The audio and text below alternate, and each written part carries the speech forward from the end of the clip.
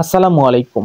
শীতকালে চুলকানি কেন বাড়ে, চুলকানির কারণসমূহ এবং চুলকানি প্রতিরোধে করণীয় এবং চিকিৎসা সম্পর্কে আজকে আলোচনা করব। চুলকানি বা স্কিন ইরিটেশন একটি সাধারণ সমস্যা হলেও এটি অনেক ক্ষেত্রে বেশ কষ্টদায়ক এবং দৈনন্দিন জীবনকে প্রভাবিত করতে পারে। বিশেষ করে শীতকালে এটি আরো বেড়ে যেতে পারে। আজ আমরা চুলকানি সম্পর্কে আপডেট তথ্যসহ বিস্তারিত আলোচনা করব। চুলকানির কারণসমূহ। চুলকানি শরীরের বিভিন্ন স্থানে হতে পারে এবং এর কারণও ভিন্ন ভিন্ন।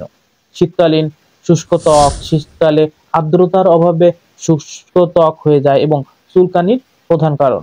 অ্যালার্জি, খাদ্য, পোশাক ও পরিবেশজনিত অ্যালার্জি। পরজীবী সংক্রমণ, স্ক্যাবিক, চুলকানির যে মাইট বা উকুন আর কি। ছত্রাকজনিত সংক্রমণ যেমন রিওয়ার্ম বা টিনিয়া। ত্বকের রোগ যেমন একজিমা, সোরিয়াসিস। তারপরে সাবান ও প্রসাধনী, রাসায়নিক যুক্ত সাবান, শ্যাম্পু বা ক্রিম ত্বককে উত্তেজিত করে চুলকানি সৃষ্টি করতে পারে। অন্যান্য শারীরিক কারণ, যকৃত বা কিডনি সমস্যার কারণেও শরীরে চুলকানি হতে পারে।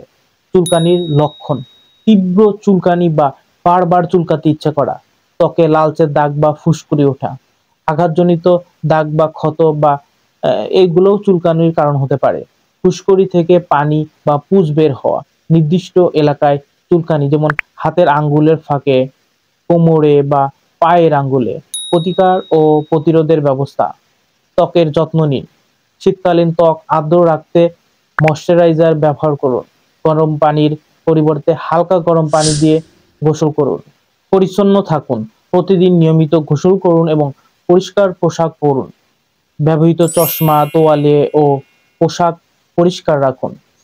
সঠিক খাদ্যাভ্যাস, অতিরিক্ত মশলাযুক্ত খাবার এড়িয়ে চলুন। প্রচুর পানি পান করুন। অ্যালার্জির উৎস এড়িয়ে চলুন।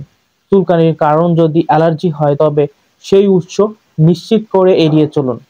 তাপমাত্রা নিয়ন্ত্রণ, অতিরিক্ত গরম বা শীতল পরিবেশে থাকা থেকে বিরত থাকুন।